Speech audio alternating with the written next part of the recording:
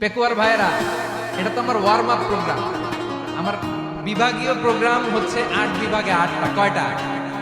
এটা কেন নিলাম? নেয়ামতুল্লাহ নিজামীর জ্বালা থেকে বাঁচার জন্য নিলাম। ওর জ্বালা তো নেই, ও পারে না মালয়েশিয়া থেকে আমরা টেনে নিয়ে আসি, চার্টার ফ্লাইট ভাড়া করে পারে না নিয়ে আসি।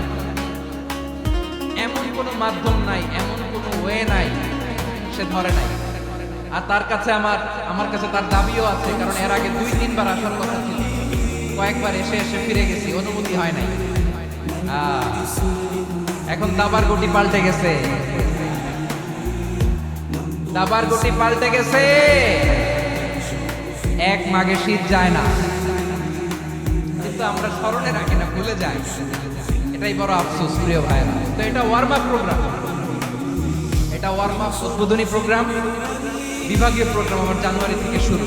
তো যা যা করছেন আমার সাথে পেকুয়াতে সব কিন্তু বয়ান দিব ওই জায়গায়, সব বলে দিব পেকুয়াবাসী কি করছে।